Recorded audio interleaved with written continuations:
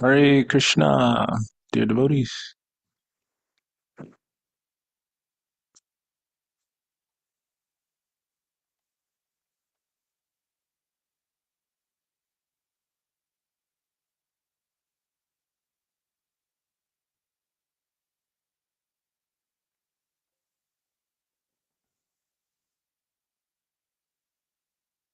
Jaya Radha Madhava Kunja Bihari.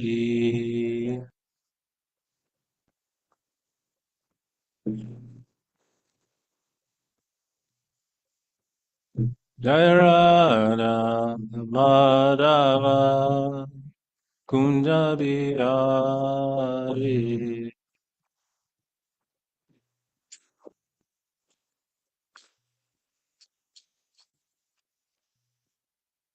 Vijanava Girivaradari.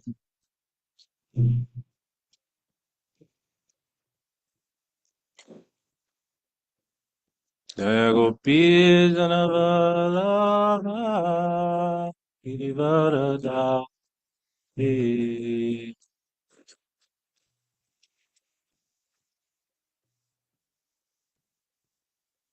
Ashuranandana Raja Jana.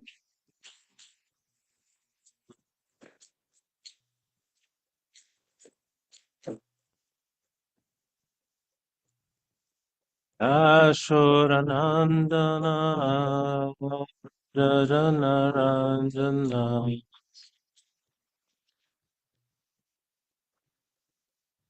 Yamuna Tira Vanachavi.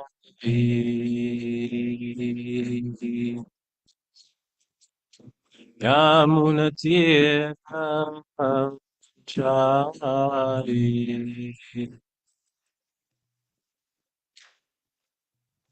Jaya Radha Madhava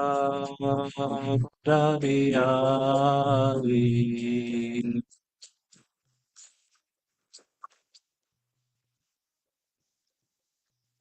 Jaya Radha Madhava Kunda Bihari.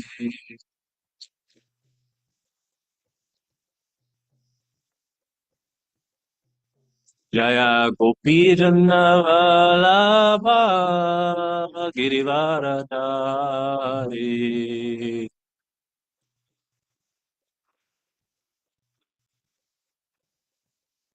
Yashora Nandana Vraja Janaranjana. Yashora Nandana Vraja Janaranjana. Yamuna Tira Pavanachari. Yamuna Tira Pavanachari. Jaya Radha Madhava Kunja Vihari.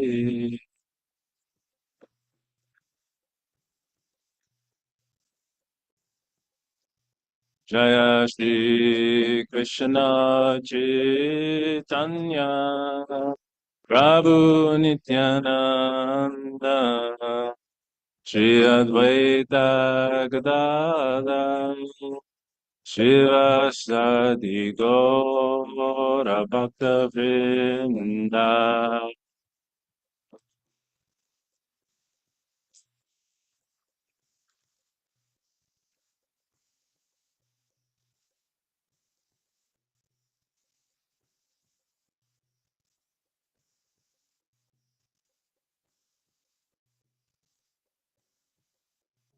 Hare Krishna, Hare Krishna, Krishna Krishna, Hare Hare, Hare Rama, Hare Rama, Rama Rama, Hare Hare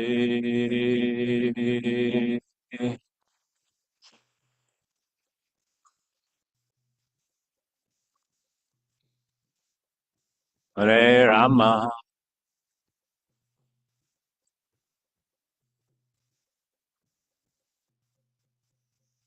Hare Krishna, Hare Krishna, Krishna Krishna, Hare Hare, Hare Rama, Hare Rama, Rama Rama, Hare Hare.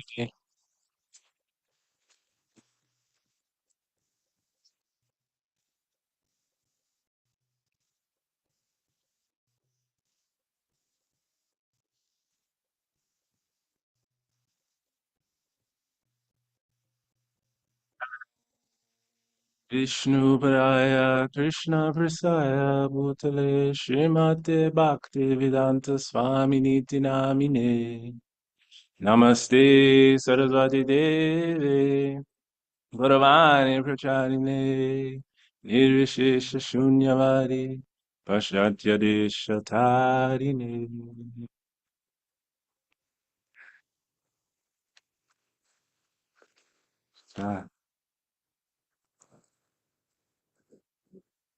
Rantara Srimad Bhagavatam Ki Srila Prabhupada Ki Nitai Gora Premanandi Hariyato.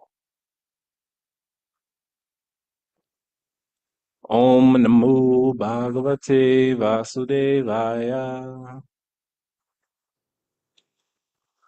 Om Namo Bhagavate Vasudevaya. Om Namo Bhagavate Vasudevaya.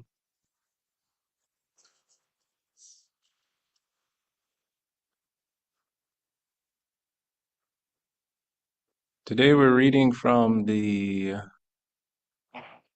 Srimad Bhagavatam, Canto 6, Chapter 1, Verse 58 through 60.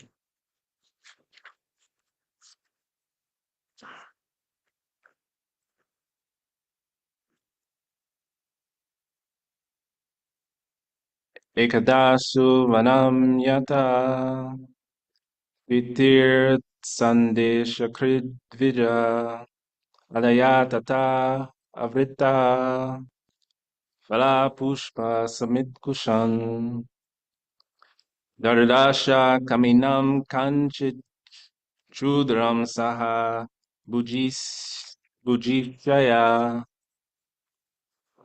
Bit six. Oh, sorry. This is yes, 58 through 60. Yep.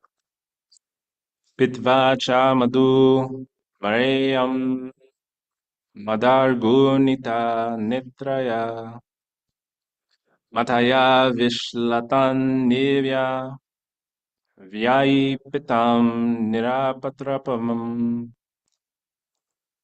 Kridantam Anugayantam Hasantam Anayantike. Ekada. Once upon a time, so this Ajamil, Vanamyata, went to the forest, Pitri, of his father, Sandesha, the order, Prit, carrying out, Vija, the Brahmana, Adaya, collecting, Tata, from the forest, Advrita, returning, Phalapushpa, fruits and flowers, Samit Kushan, two kinds of grass, known as Samit and Kusha. Daradasha saw, Taminam, very lusty, Kanchit, someone, Shudram, a fourth class man, a Sudra. Saha, along with Bujishaya, an ordinary maidservant or prostitute. Pitva, after drinking. Cha, also. Madhu, nectar. Mariam, made of the soma flower. Mada, by intoxication. Agurnita, moving. Netraya, her eyes. Mataya, intoxicated.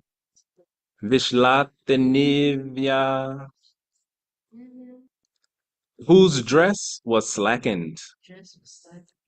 Vyaipitam, fallen from proper behavior. Nirapra, Nirapatrapam, without fear of public opinion.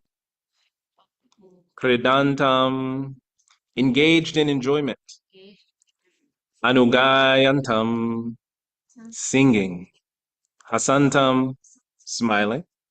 Anaya, with her. Antike, close by. Translation and purport. By His Divine Grace, A.C. Bhaktivedanta Swami Prabhupada Ki. Translation. Once this Brahmana, Ajamil, following the order of his father, went to the forest to collect fruit, flowers, and two kinds of grass called summit and kusha. On the way home, he came upon a Shudra, a very lusty fourth-class man, who was shamelessly embracing and kissing a prostitute. The Shudra was smiling, singing, and enjoying, as if this were proper behavior. Both the Shudra and the prostitute were drunk. The prostitute's eyes were rolling in intoxication, and her dress had become loose. Such was the condition in which Ajamil saw them. Purport. While traveling along the way, Ajamil came upon a fourth-class man and a prostitute, who are vividly described here. Drunkenness was sometimes manifest even in bygone ages, although not very frequently. In this age of Kali, however, such sin is to be seen everywhere, for people all over the world have become shameless. Long ago, when he saw the scene of the drunken Shudra and the prostitute, Ajamil, who was a perfect brahmachari, was affected. Nowadays, such sin is visible in so many places, and we must consider the position of brahmachari student who sees such behavior. For such a brahmachari to remain steady is very difficult, unless he is extremely strong in following the regulative principles. Nevertheless, if one takes to Krishna consciousness very seriously, he can withstand the provocation created by sin. In our Krishna consciousness movement, we prohibit illicit sex, intoxication, meat eating, and gambling. In Kali Yuga, a drunk, half-naked woman embracing a drunk man is a very common sight, especially in the Western countries. And restraining oneself after seeing such things is very difficult. Nevertheless, if by the grace of Krishna, one adheres to the regulative principles and chants the Hare Krishna mantra, Krishna will certainly protect him. Indeed, Krishna says that his devotee is never vanquished. Kante, Kante pratijani na me bhakta pranashyati. Therefore, all the disciples practicing Krishna consciousness should obediently follow the regulative principles and remain fixed in chanting the holy name of the Lord. Then there need be no fear. Otherwise, one's position is very dangerous, especially in this Kali Yuga. Om Jnana Tirminandasya Jananjana Shalakaya Shakshor Unmilitam Yena Tashmai Shri Gurube Namaha Sri Chaitanya Manobishtam Stapitam Yena Bhutale Svayam Rupankadamayam Dadati Svapadantikam. Jai Shri Krishna Chaitanya Prabhu Nityananda Shri Advaita Gadadara Shivashri Gaura Bhakta Vrinda Hare Krishna Krishna Krishna Hare Hare Hare Rama Rama Rama Hare Hare.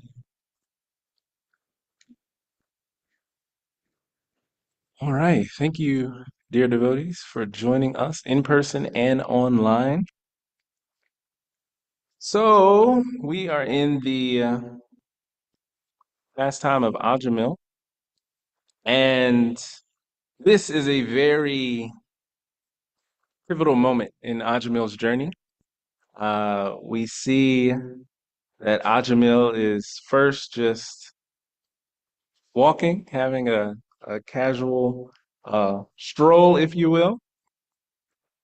And then all of a sudden comes some danger. Or is it danger? I don't know if Ajamil thinks that it's danger. Um, so here we are. You know, it makes me think of when what I sometimes say to myself, like, oh, I can just go in this dangerous territory and I won't lose myself. Or, as devotees, we might say, I went to Mangalarti today, so nothing can touch me. Uh, almost this as if we're wearing some invincible cloak. But in the previous verse that Madhupan Lila gave class on yesterday, says that Ajamil is a fully qualified Brahmana, fully qualified, with so many good qualities. And the purport actually says that he is a reservoir of good character.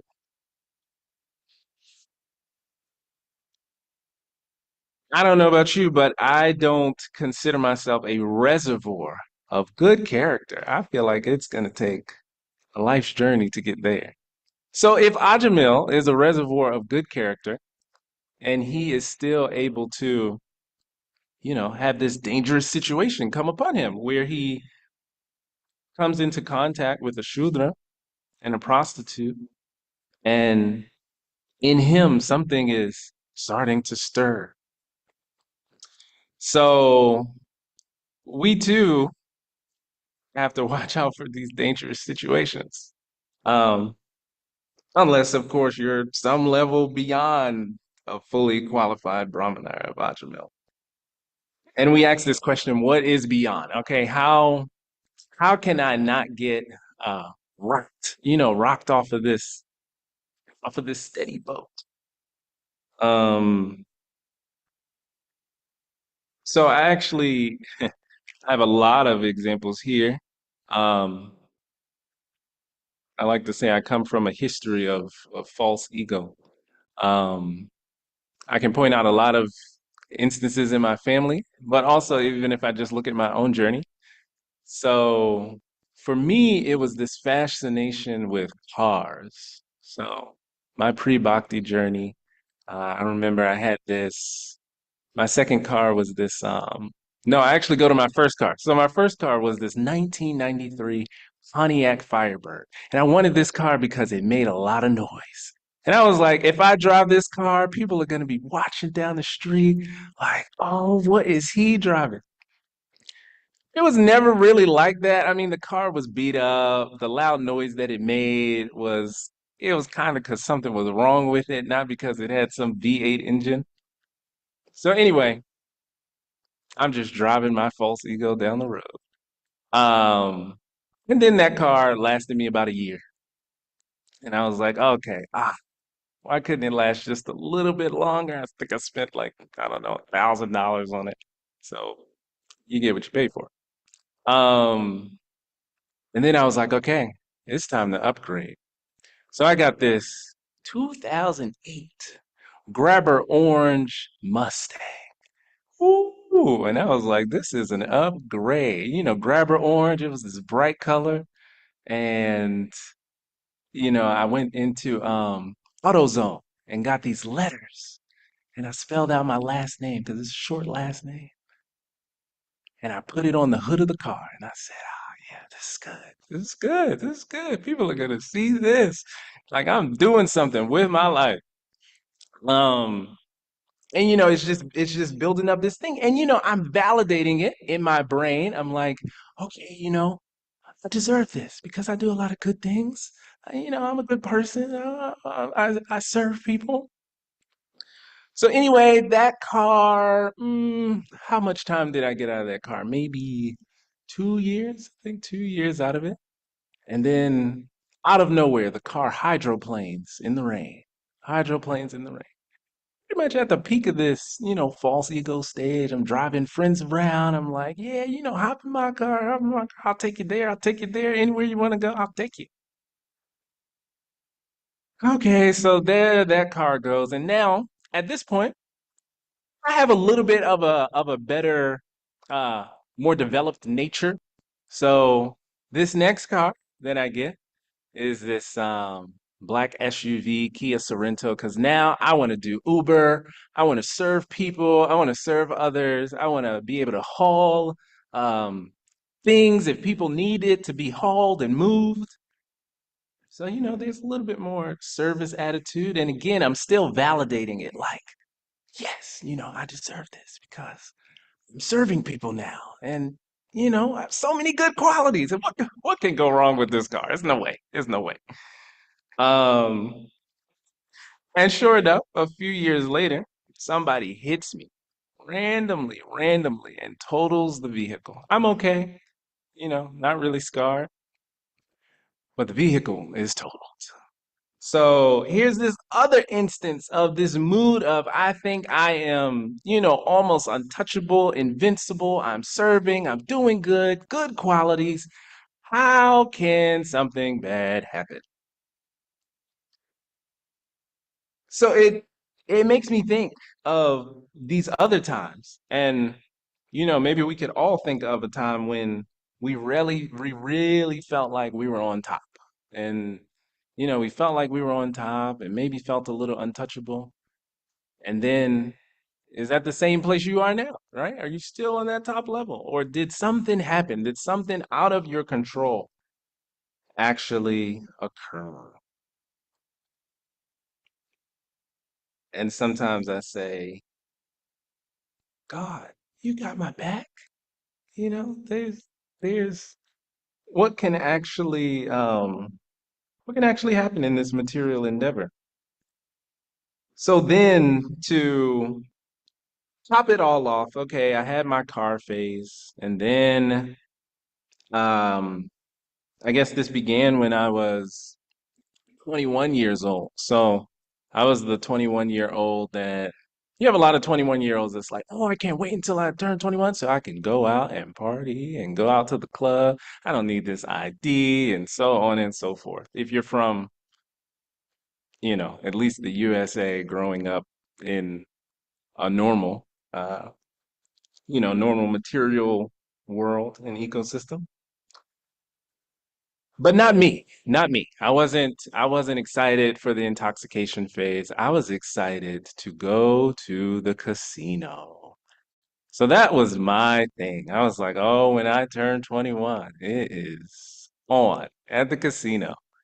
And still this fascination with validating my own downfall. I would go to the casino and I would sit there because I went in as if God has my back. I went into this dangerous zone, right? This dangerous zone of so many complications and so much um uh pitfalls to fall into. So I go in and I'm sitting at this, what do they call it? This roulette table. And you know, I'm not playing anything. I'm like, okay, I'm gonna wait for a sign. I'm gonna wait for a sign because God is gonna give me a sign. And then I look at this TV screen and I see, oh, two number threes just popped up. Okay, God, I see you. I'm supposed to play 33. All right, here we go.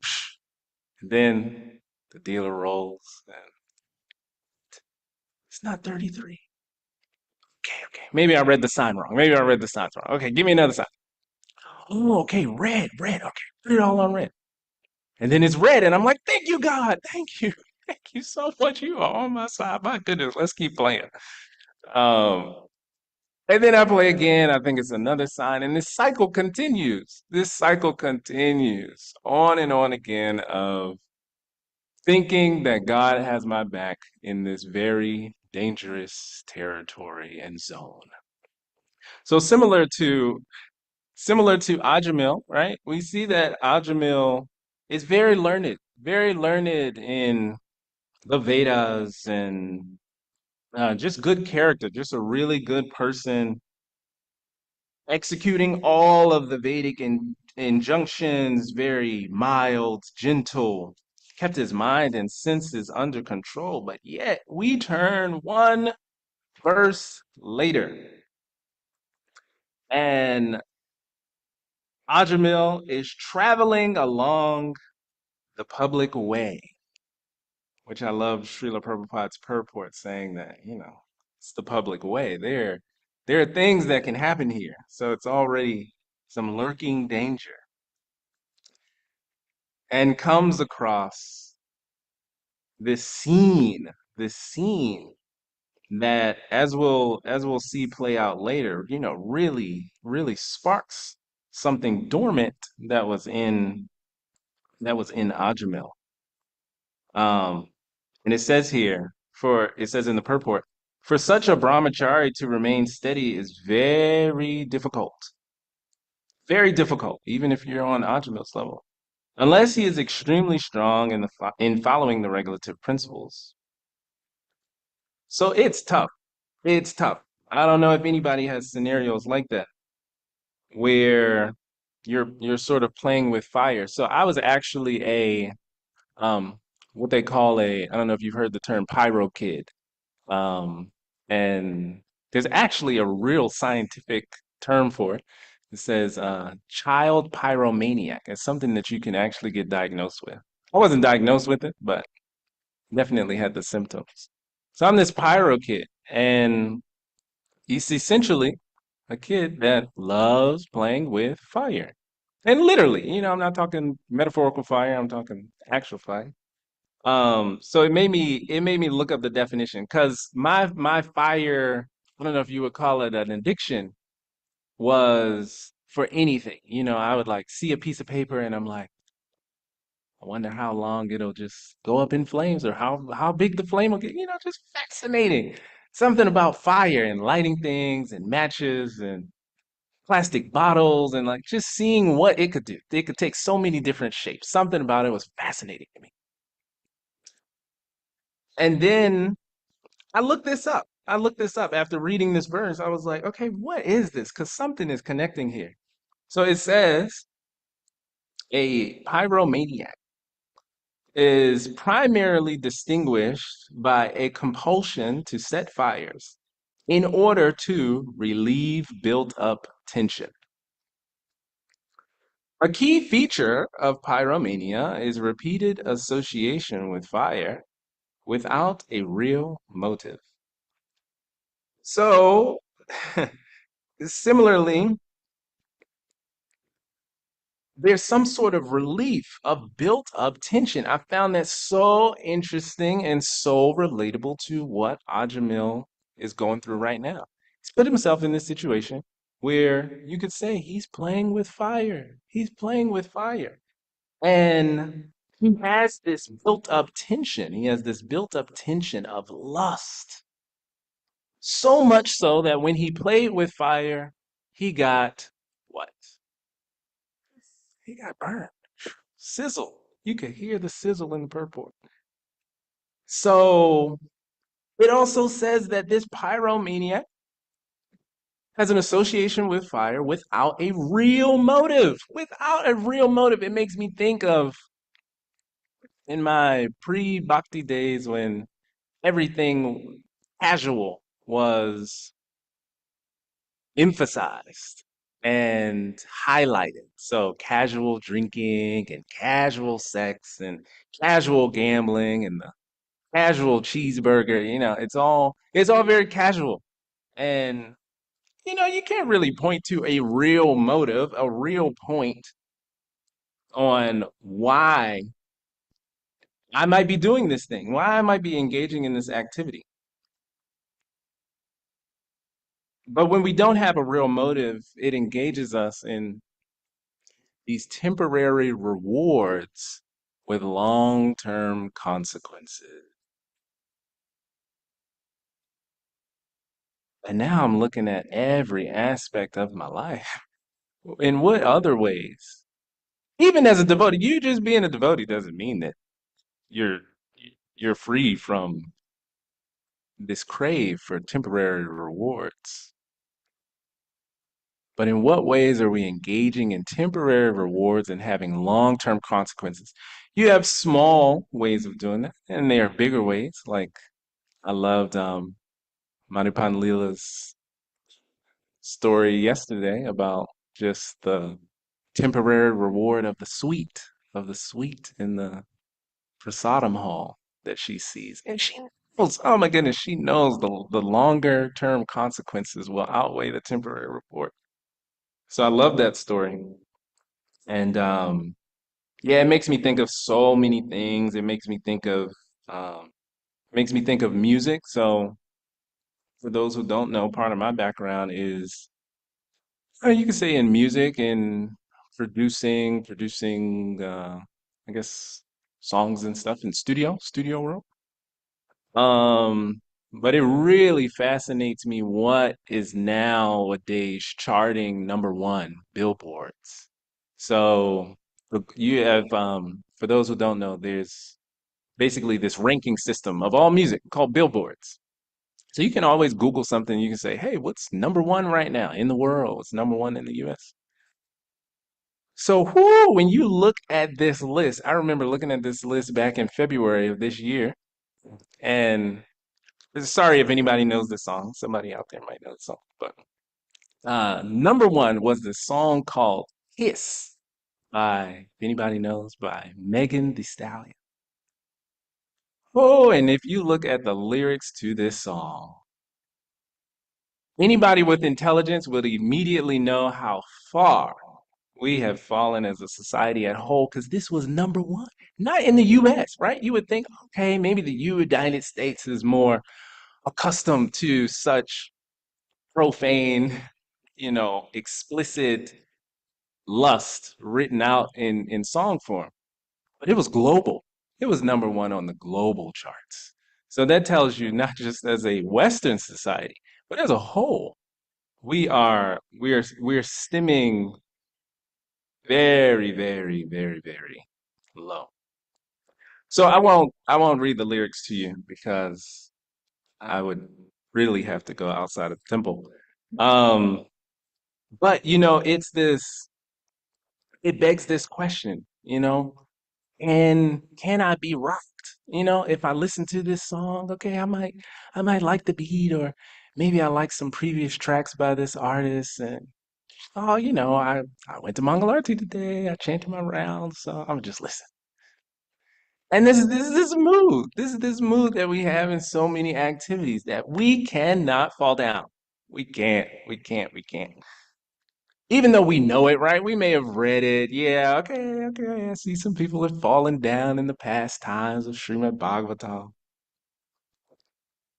but not me on a daily basis. So, how much longer, I ask myself this question, how much longer will I play with fire? Um, I would no longer, hopefully, consider myself a pyromaniac, but that seed is still there in different ways, now in metaphorical ways. So, the only answer Srila Prabhupada highlights in the purport, and you'll also see it in future verses coming up. Srila Prabhupada mentions, nevertheless, if one takes the Krishna consciousness very seriously, he can withstand the provocation created by sin. I'll read that one again. Nevertheless, If one takes to Krishna consciousness very seriously, he can withstand the provocation created by sin. Notice that Srila Prabhupada did not say, if one just knows Krishna, then you can withstand and you're protected from this sin. Very specifically says if one takes to Krishna consciousness very seriously. Okay, so then I had to find out. Okay, what does very seriously mean? Okay, how do you do that? How do you do that? If that is the key, if that is the key to not feel puffed up in these good qualities, like I can't fall down, like I'm in an Ajamil situation, I'm just traveling down the road, and then there's danger, and I actually succumb to it. What is the actual answer? How can I do this very seriously? So I want to point out a verse in Srimad Bhagavatam, Canto 1, chapter 18, text 22. So in this, let me see, I'll read translation in first half of the purport. So the translation, 1:18:22 says, self-controlled persons who are attached to the Supreme Lord, Sri Krishna, can all of a sudden give up the world of material attachment, including the gross body and subtle mind, and go away to attain the highest perfection of the renounced order of life, by which non-violence and renunciation are consequential. First half of the purport says, only the self-controlled, and I have so many things in this purport highlighted. It is, yeah, it's all nectar. Purport says, only the self-controlled can gradually be attached to the Supreme Personality of Godhead. Self-controlled means not indulging in sense enjoyment more than necessary. And those who are not self-controlled are given over to sense enjoyment. Dry philosophical speculation is a subtle sense enjoyment of the mind. Sense enjoyment leads one to the path of darkness. Those who are self-controlled can make progress on the path of liberation from the conditional life of material existence. The Vedas, therefore, enjoin that one should not go on the path of darkness, but should make a progressive march towards the path of light or liberation. Self-control, this I have 4 stars next to. Self-control is actually achieved not by artificially stopping the senses from material enjoyment, but by becoming factually attached to the Supreme Lord by engaging one's unalloyed senses in the transcendental service of the Lord. The senses cannot be forcibly curbed, but they can be given proper engagement. Purified senses, therefore, are always engaged in the transcendental service of the Lord. The perfectional stage of sense engagement is called Bhakti Yoga. Whew, there's a lot there. The direct takeaway of how it relates to what we're seeing in Ajamil's story is, what does it mean to take to Krishna consciousness very seriously, and how? I mean, come on, as spirit souls in this human body, we're always looking for the how. We hear things, but we want to know what can we do now to apply this to our own lives. But here's the how. Here is the how. Here is the how. Not to forcibly try to curb the senses, right? In a way, you can say that is what Ajamil had done. There's still this seed of lust. There's this seed of lust that, if it's not actually transformed into being attached to the Supreme Personality of Godhead. Each sense being attached to the Supreme Personality of Godhead, then it can easily fall into dangerous territory and play with fire. So, how do we actually not become our own version of pyromaniacs? We have to make a very serious attempt to look at in what ways in our life we're playing with fire. Make a very serious attempt to transform each and every sense if we have a desire of, um, for example, even if you take my desire of playing with actual fire, it's now transformed. I love lighting incense for the deities, and it's there is a way, and it's very specific. Krishna has created such a beautiful challenge here and journey for each of us to get back to Godhead. It's very specific for us, even though there are some universal solutions, but very specific for how we need to translate our own desires into being attached to the lotus feet of Krishna. So let's see. I have more, but maybe I will stop there and see if there are any. Yeah, I'll see if there are any questions. Maybe this will come up. Yes, question. Herbal. Yeah, let's do it. I'll just turn it. Oh, right. Okay. Hare Krishna. Thank you for your class and that analogy. I love analogies. So I had 2 points. The first one was you said something very quotable that when we don't have a real motive, we engage in temporary rewards with long-term consequences. And that reminded me exactly of what Prabhupada says in one purport in the Bhagavad Gita, that disturbance is due to want of an ultimate goal. And then I was like thinking throughout your class about that. And I was thinking about how more and more there's no, even on a material level, there's no ultimate goal for people to control their senses for, like, for example, was it David Rita Swami the other day that had brought up open marriages? Was he talking about that? And traditionally, there's the ultimate goal is like, okay, I'm going to preserve this marriage. But if that's also gone, then you can just, there's nothing to sacrifice, there's nothing to control your senses for. But then people are like, oh, how can I do this in Krishna consciousness? But people do control their senses for other things all the time. Like if you want to become a power lifter, you can't eat chocolate cake every day. If you like, I mean, movie stars do that kind of stuff. There's also, oh, the army. That's a good example, right? Definitely got to control your senses.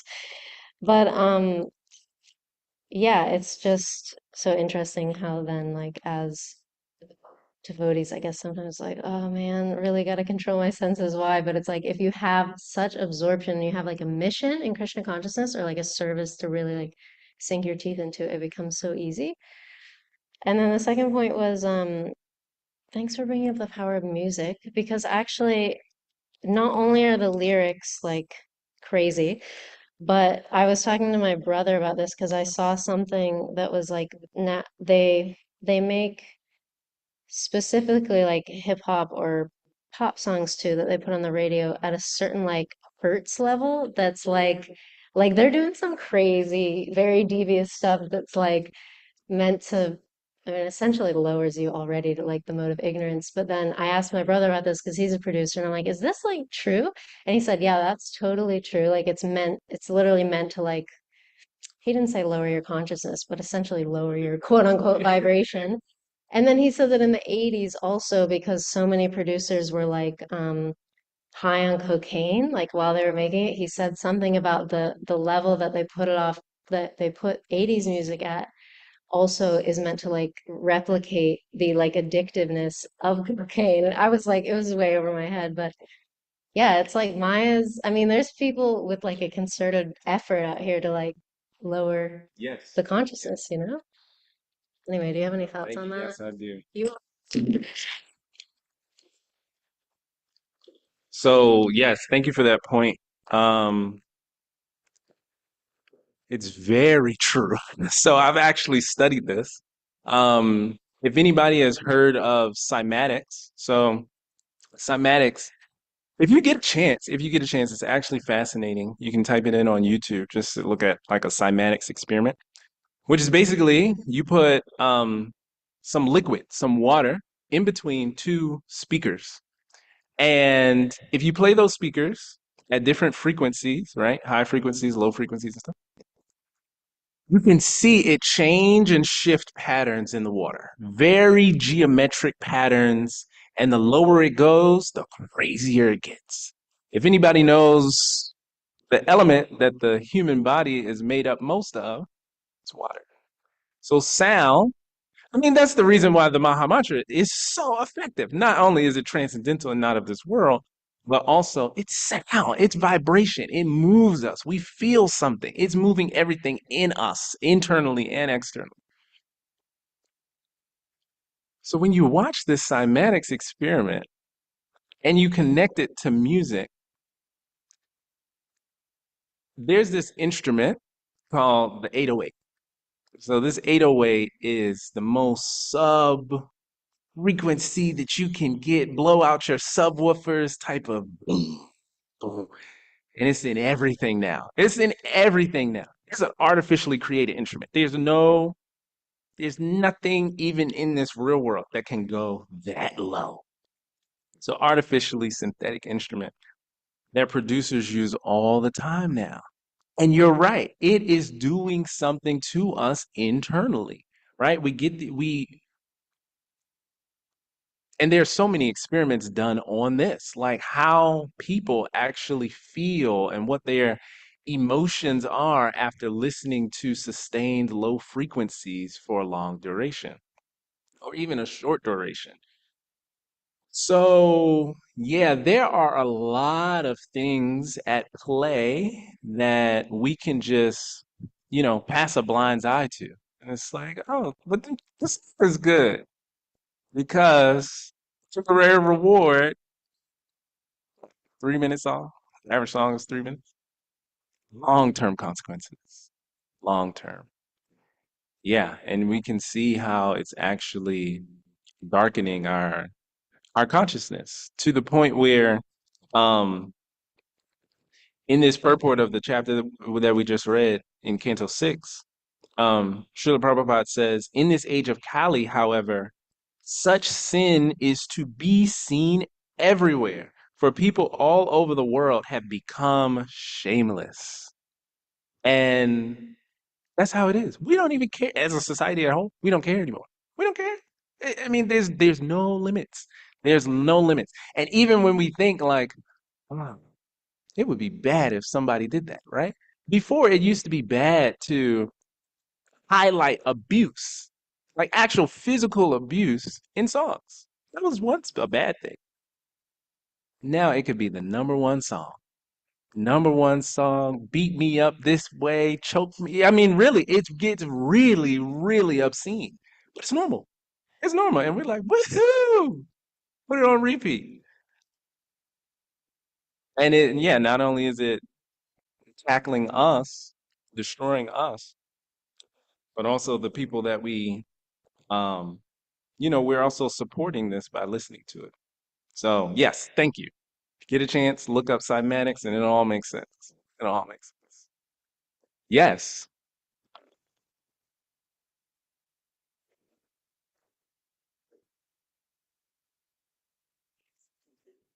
Oh, thank you. Hare Krishna. Thank you so much for your class. I appreciated all of it, especially you really showing about the high cost of low living, and really also when you talked about having no motive.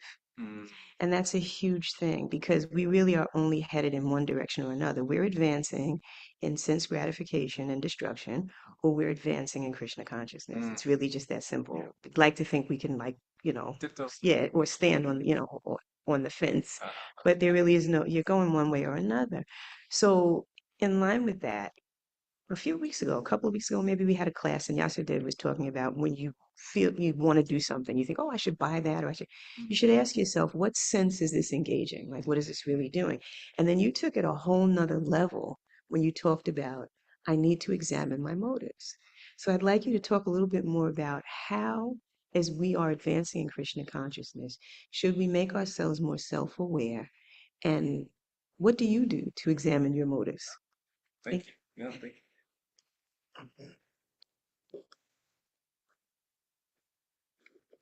Yeah, thank you. Beautiful question. Well, it's a life journey. It is a life journey to become naturally self-regulating. And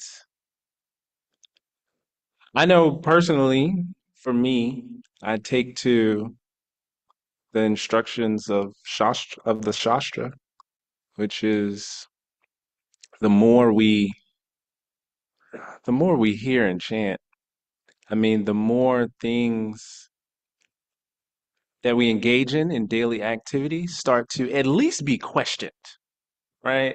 That's at least the first step. Can we question our own activities? And then there's another step of like, okay, once we question it, do we accurately weigh, is this really going to help me? Is it not? Are we weighing it from a sense of, um, am I really going to enjoy this? Or is Krishna going to enjoy this? Just that is a good second phase to the questioning. And then the third phase, if we really can't decide, then we need to hear something. We need to hear something. We need to read something. We need to chant with such sincerity for clarity, right? It's one thing to chant just to make it through and say, "Ooh, okay, Hare Krishna, Hare Krishna. 15 more rounds to go. Okay, Hare Krishna." And it's another thing to do it so sincerely, literally wanting to get closer to Krishna. It's a whole different mode of chanting. And similarly, if we have that sincerity while chanting, that mood will start to influence our daily lives. Even when we're not, sitting down chanting our japa, but that mood of how can I how can I do this action with sincerity to get closer to Krishna? And you're right. You said that it's simple. It is. We make it so complicated. We make it so complicated. And I personally make it complicated, right? I think I was speaking about this in another class where, my logic brain comes into play and I start, but this could lead to this, and this leads to this, and this. And I walk away with like 20 options of like, just an ordinary decision. When if I take it to that, beyond the first step of just asking the question, but to the second step, the third step of how can this actually bring me closer to Krishna? The answer is usually pretty clear. It's usually pretty clear. So, yeah, I mean, it's a life journey to look at our actions on a daily basis and really sincerely ask ourselves, is it pleasing us? Is it pleasing Krishna? And if the answer is it pleases us, we also have to ask, similar to Ajamil, how much are we playing with fire and how much are we ready for the long-term consequences? If the answer is, you know, ignorantly, yes, I want to play with fire, I'm untouchable, I'll take the consequences, I'll figure it out later. If that's the answer, great. There's a decision there. And then at least there's another decision available. Um, yeah, and Krishna's fascinating that way, always giving us a choice. Um, yeah, thank you. Thank you for that question. Anything else in our in-person? I think there's something online. Uh, oh no, great. Yashadev says lots of great examples. Okay, any other questions? Yes, Agari, I see your hand. Go for it, Agari. Hello, Prabhu. Can you hear me? Oh, wait, I can't hear you. 1 second, 1 second.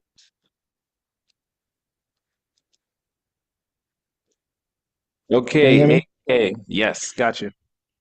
Thank you so much for yeah, your classes are always like personal testimonies. I really appreciate your radical honesty. On the point of yeah, just the characteristic of compulsive overconsumption, as devotees, and just like playing with fire. So those two tendencies. So, as you said, like with the pyromaniac, he has just this compulsion with fire.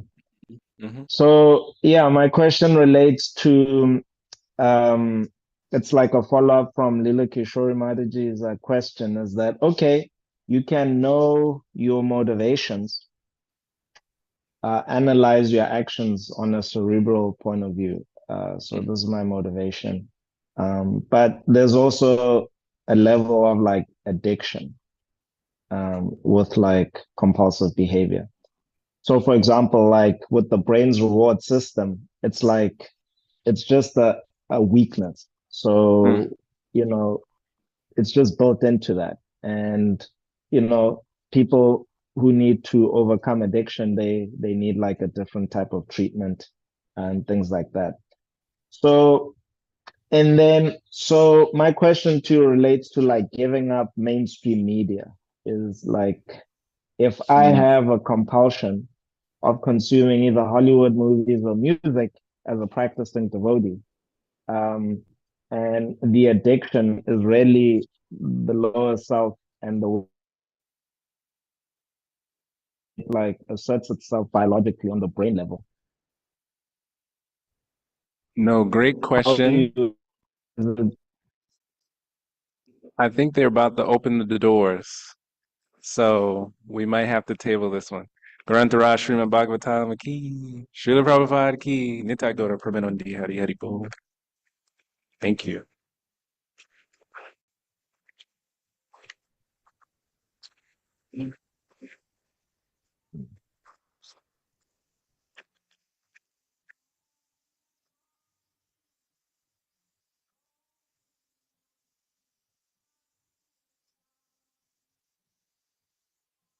Wow, talk about a transcendental cliffhanger.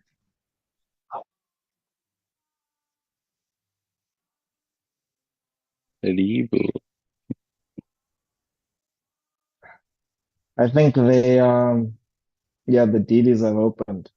Does someone have a perspective on this issue?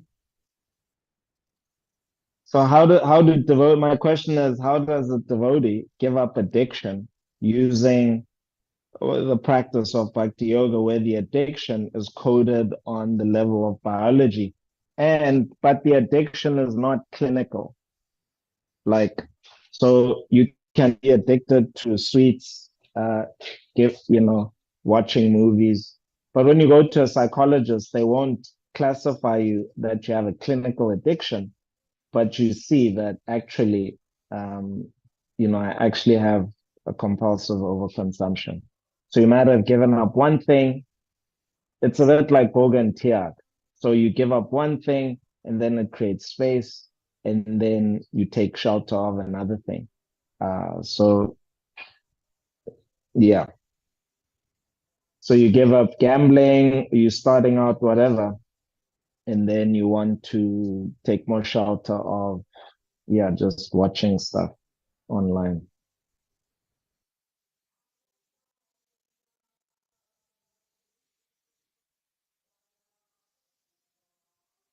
I don't know. I think association.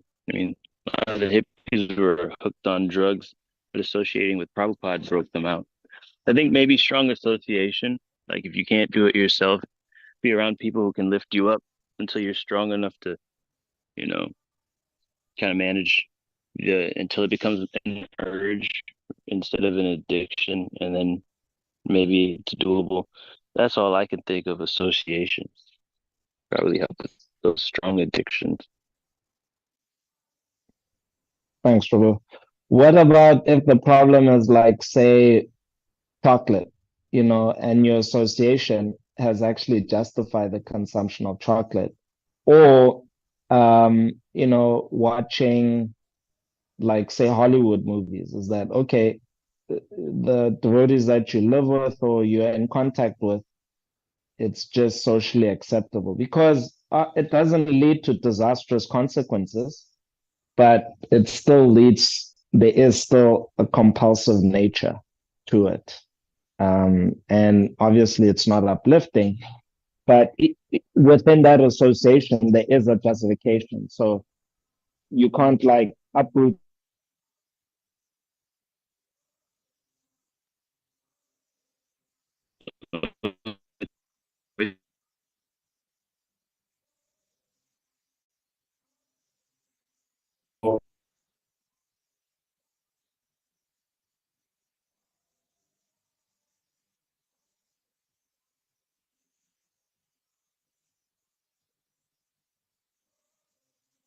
Hare Krishna, Prabhu, you still with us? Seems to be some sound problem here. Yes, I'm Um, still with you, Prabhu. all right.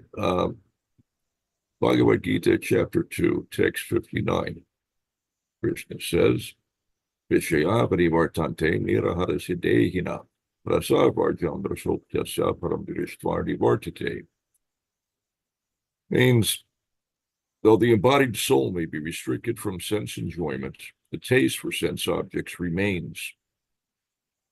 But ceasing such engagement by experiencing a higher taste, he is fixed in consciousness. So we may have intellectually an understanding that this or that activity is an impediment to my progress in Krishna consciousness, or somehow it is harmful to me, and I may restrain myself from engaging in that activity, but there will remain a desire to engage in that activity. And so there's always a chance that I may fall down to the same activity again. In order to remain fixed in your consciousness, your determination to regulate your senses, what Krishna is recommending is the experience of a higher taste. If we have something superior, then the inferior tastes become insignificant and they lose their attractive feature. You have essentially broken the fangs of the venomous serpent. It no longer has the same grip on you. So in devotional service, our process is that we gradually, Hare Krishna, we gradually elevate our consciousness um, by absorbing ourselves in the superior tastes of the nectar of the holy names, the wonderful transcendental taste of Krishna Prasad, the association of devotees, the nectarian sound of kirtan, and so on. There are so many different activities that we engage in, all of which have their particular transcendental taste. And by relishing those tastes, our ability to appreciate those tastes gradually increases. The taste becomes gradually sweeter and more pronounced with repeated relishing. Eventually, by that process of relishing those tastes, the inferior tastes become gradually distasteful, not just insignificant by comparison, but they actually become distasteful because we also gradually learn that those tastes have a completely different characteristic, a different nature, which is actually deleterious. It detracts from our ability to relish the higher transcendental tastes, and so it becomes gradually distasteful. Um, when we think of such things, we feel repulsed because it represents a, a diminishing of our transcendental taste. So we naturally want to avoid those things. Gradually, we learn that even what seems to be benign is in fact not benign, that there are so many um, subtle implications. Um, and all of it serves to reinforce material consciousness, the mentality of exploitation of the material nature of our senses, our bodily energies. There are different ways in which we exploit the material nature, but we want to transform our consciousness from one of exploitation to one of devotion. And part of that process entails the regulation of the mind and the senses. That process is made easier by um, um, taking the medicine of the nectar of the holy names, um, uh, Krishna Prasad. These are all, and Srila Prabhupada would frequently describe these as medicine.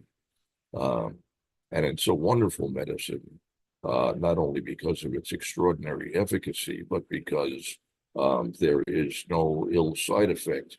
You cannot overdose. You can take any amount and just accelerate uh, your process of healing. Um, so, very wonderful process we have to take advantage of.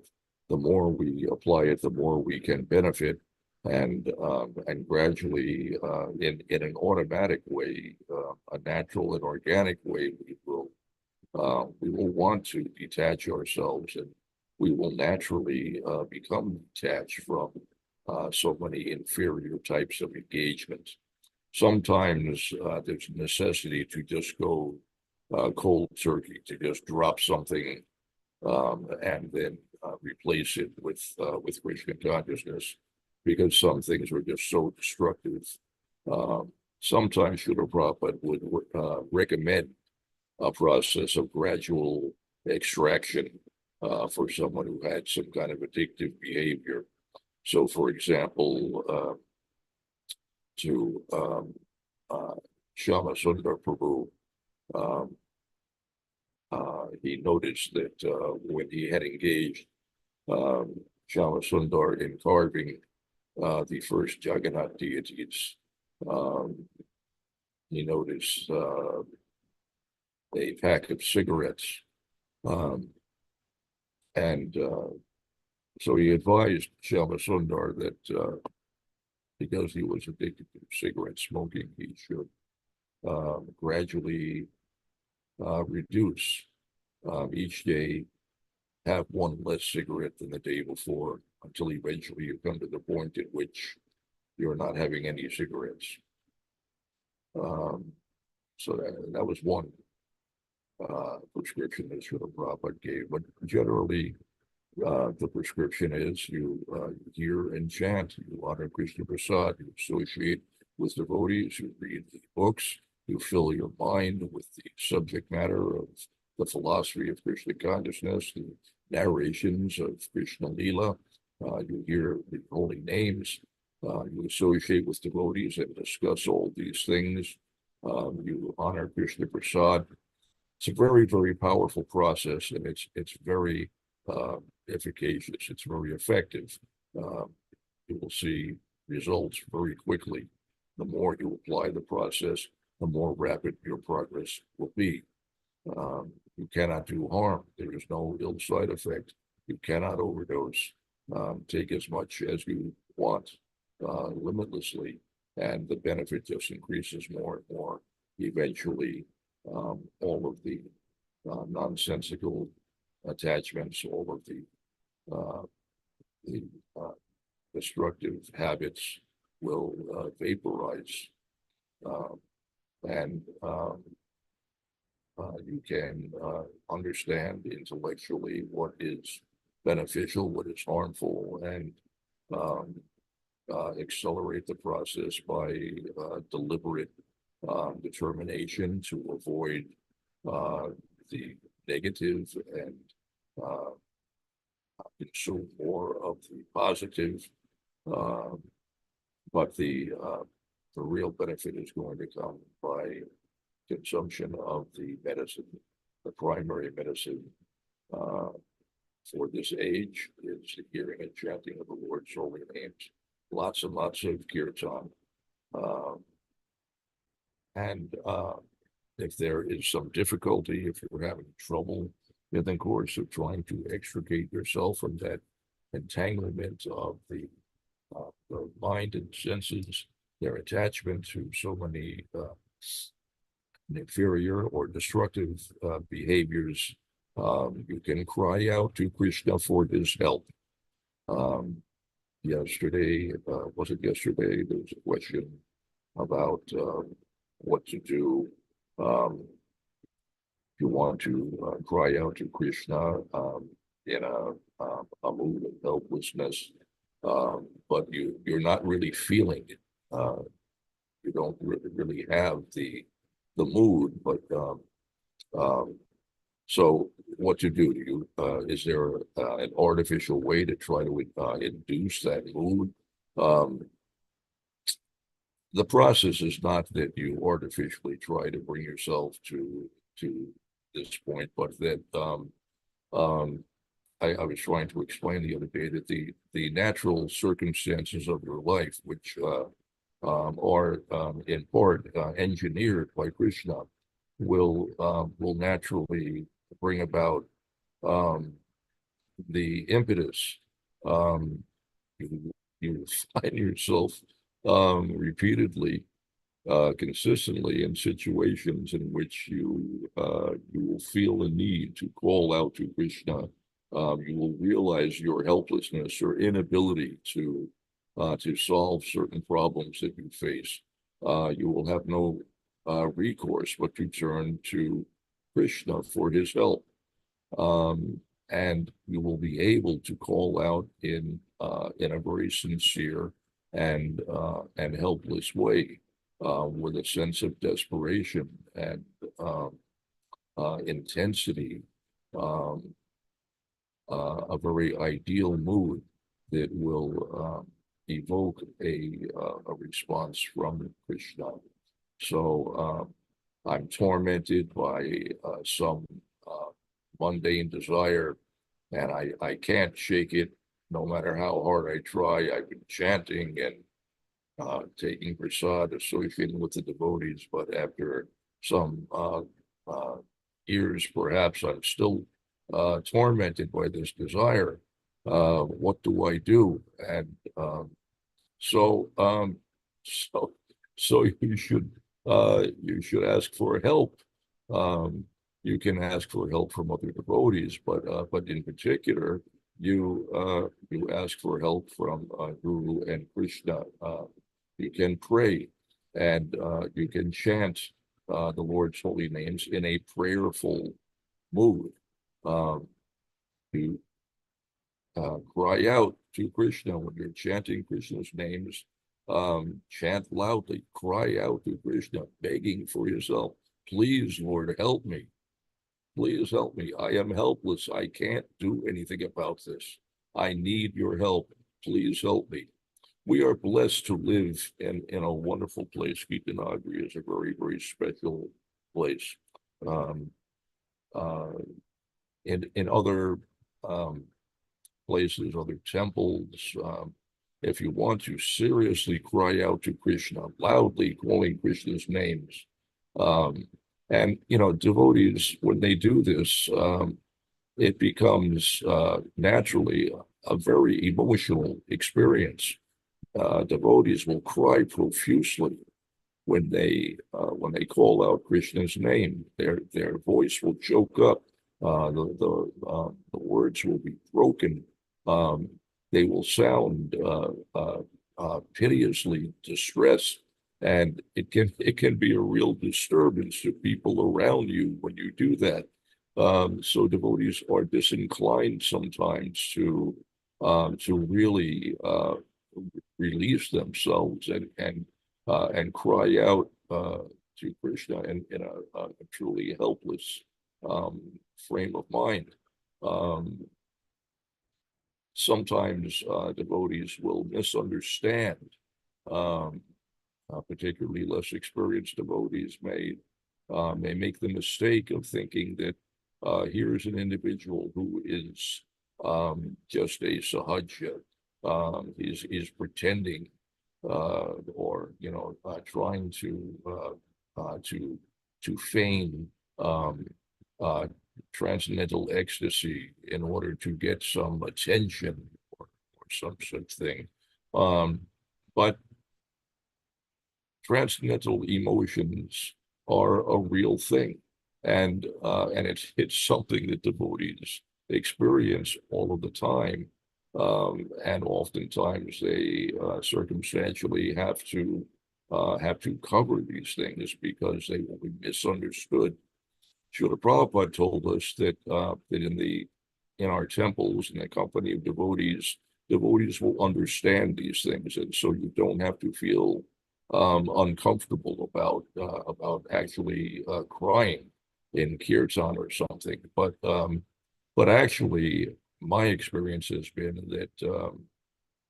that sometimes when devotees do such things, they are misunderstood, and sometimes criticized or shunned by other devotees who think that they are trying to pretend to be more advanced than they really are.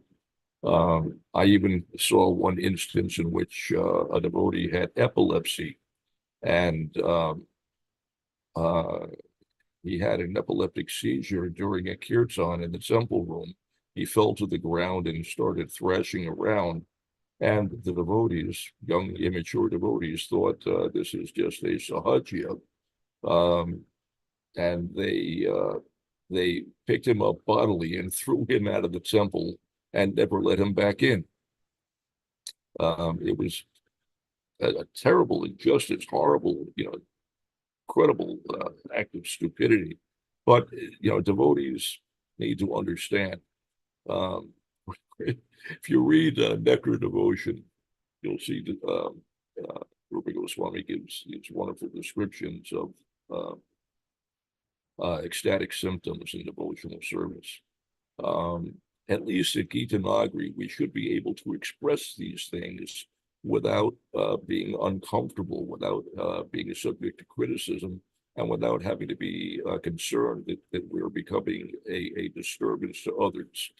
Um, um, for much of my devotional life, I have had to chant privately because my chanting becomes a disturbance to other devotees. They can't concentrate on their japa.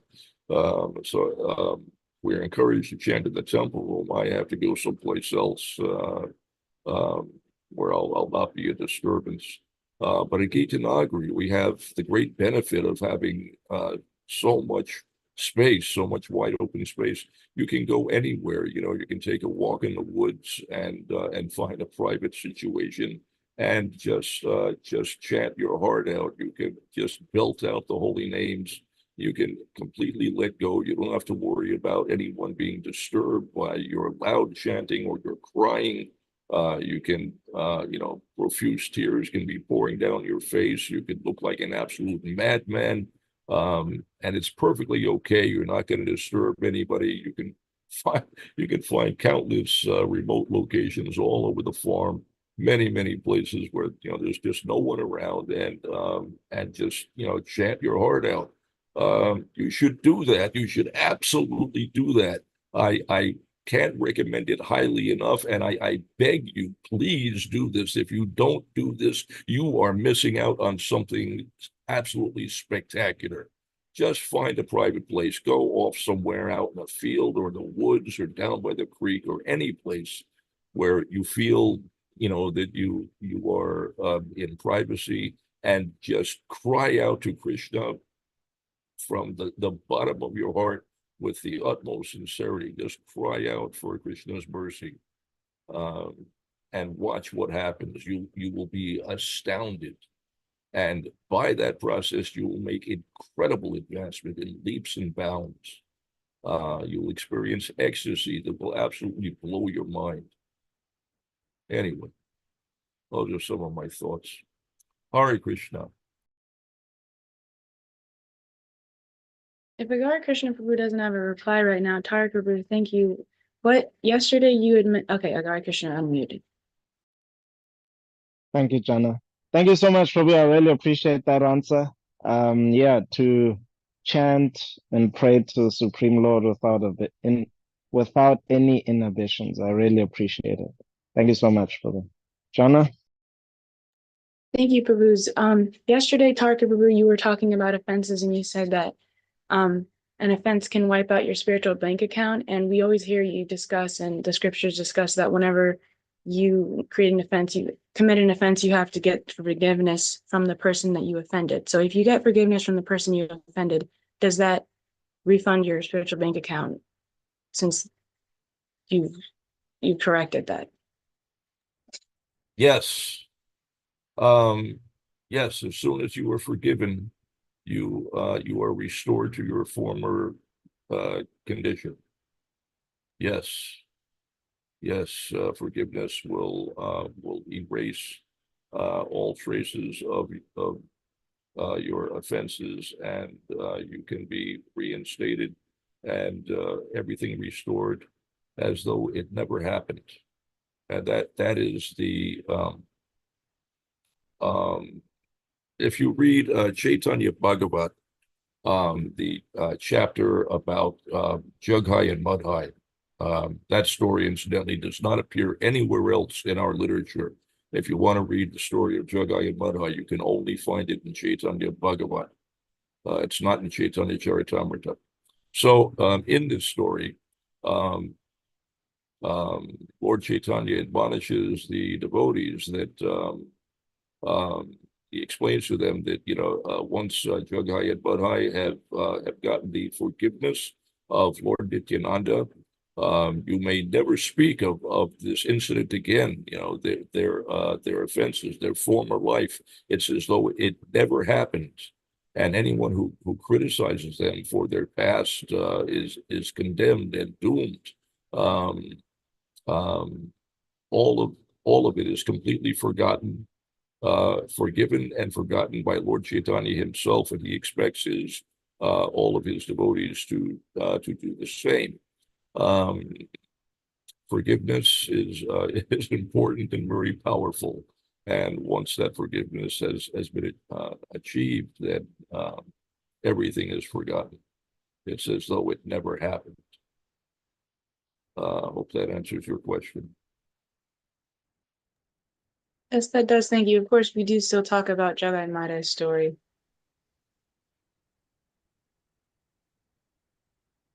Just by being told not to speak about it. Pardon? You were discussing how we're told not to speak about it again, but we always discuss. Well,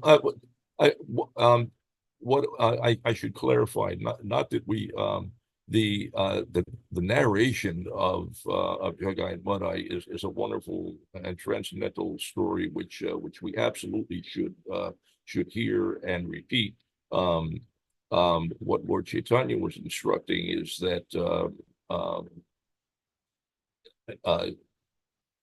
without having the actual text right in front of me, I'm trying to paraphrase, but that particularly critical discussion of the sinful activities of Jagai and Madhai in their former life before being forgiven by Lord Nityananda, that he advised that should not be discussed. It is discussed to a limited extent in Chaitanya Bhagavat, and to tell the story, to repeat the story of Jagai and Madhai without mentioning the fact that they had a sinful past is not possible. It's an integral part of the story, so it's unavoidable. But they cannot be criticized. They can't be criticized for their past. That's the essential takeaway. Any devotee who sometimes devotees will have terrible fall down, and in that condition sometimes they they'll do unimaginably horrible things because they come completely under the control of the material nature. I try to understand if you commit an offense, you lose all of uh, your advancement in Krishna consciousness. You don't just become, again, a mouse. You lose all of your ability to control your mind and senses, and so you fall to the most base platform of material existence. And so, in that condition, you can engage in any kind of sinful activity. Sometimes devotees misunderstand. They see a devotee who appears to be a wonderful devotee. He does all kinds of wonderful service. Maybe he rises to a position of great responsibility and leadership in the movement. And then at some point or other, he falls down and does something abominable. And devotees sometimes misunderstand, and they think, well, it must be that he was never really an advanced devotee. You know, he was pretending, or somehow or other we were bluffed. We were fooled into thinking he was an advanced devotee, and then we saw his real nature. He was actually very fallen. That's not the case. That's not what happened. Don't think that. He was an advanced devotee. Because the process of Krishna consciousness is wonderful and very effective. He engaged in that process and he was elevated. Absolutely, unavoidably, he was elevated. He became a wonderful devotee. But at some point or other, somehow or other, by accident or intention, somehow or other, he committed an offense. And the result of committing that offense is that all that advancement is immediately stripped away, and you immediately fall to rock bottom, and then anything can happen. You're completely at the mercy of the material nature, and terrible things happen. Terrible things happen. It's not that this devotee was not really advanced, not really sincere, and just hiding the fact that he had this terribly fallen nature. It's that he fell because of his offense. Anyway, now I can't remember how I got onto this topic, but yeah, I completely forgot what I was saying. And anyway, the effect of offenses is severe, very, very serious. And but once taking the corrective action,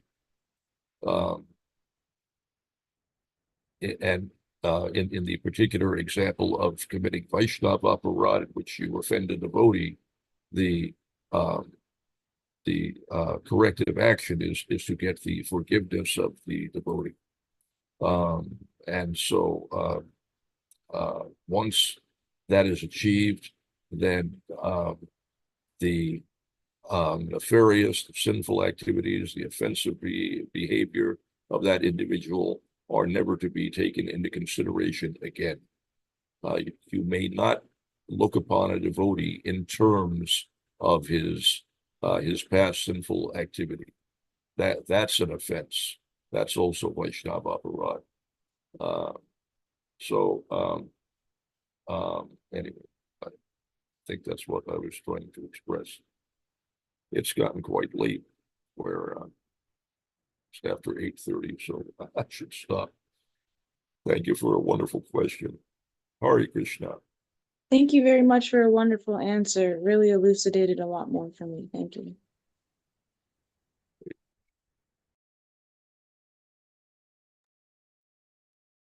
I really like that point. If I could ask for clarification, does that mean when we make offenses, we lose our ability to control our mind and senses, no matter how sense controlled we were? Yes. That's the short answer. Yes. You commit sometimes devotees experience that they're they're doing relatively well in Krishna consciousness. Everything is going on smoothly. They're progressing nicely. And suddenly one day they have extreme difficulty and they can't understand why. When that happens, if you carefully examine what was going on, you will find that somehow or other you committed an offense. There are 10 offenses to the chanting of the holy names. There are all different kinds of offenses, and offenses are different than sinful activities. Sinful activities can be atoned for in various ways. Offenses are more serious than sinful activity, and more difficult to gain release from the reactions. And offenses to the Vaishnavas are the most serious of all the offenses to the holy name. Of the offenses to the Vaishnavas, offenses to the spiritual master, who is the greatest of all Vaishnavas, is the most serious of all. You can, by offending Vaishnavas, you can get yourself into a situation that is so bad, it would be better if you had never come into Krishna consciousness at all. If you had never come into contact with devotees, you would be better off. You can really, really do immense harm to yourself by offending Vaishnavas. So never want to be an offender of a Vaishnava. If ever you think that possibly you might have been offensive in some way, you immediately beg for forgiveness, just in case, because the consequences are so dire. But yes, the result of committing offenses is that you lose all of your advancement, and so immediately you find that you can no longer control your senses. Ordinarily, by the process of Krishna consciousness, sense control comes relatively easily. You can follow the regulative principles. If you commit offense, your ability to follow the regulative principles will immediately be lost. You will fall down. You'll fall down. Somehow or other, you'll start engaging in active, you'll be breaking the four regulative principles in some sort of way. If ever that happens, you find yourself breaking the four regs, any one of them, you should understand that it is most likely to be because you committed an offense. So then you have to examine yourself and see what the offense was, and try to see how you can rectify that. In the case of Vaishnava Aparad, you have to get the forgiveness of the devotee or devotees that you have offended. Criticizing devotees, becoming envious of devotees is a common affliction, and you have to be forgiven for such things. In the case of other offenses to the holy names, the only solution is that you just have to continue trying to chant without offense, and gradually the holy names will purify you of the offensive mentality, and gradually you will be forgiven by the holy names. There is no other solution. But in the case of Vaishnava Aparad, even your chanting will not absolve you of the reaction to such offense. The only way to get relief if you've committed Vaishnava Aparad is that you must get the forgiveness of that devotee. And God help you if that devotee passes away before you get a chance to get their forgiveness. Then you're in you're in a very, very unfortunate situation. It's very, very serious. Hare Krishna. Thanks so much for the elaboration. Hare Krishna.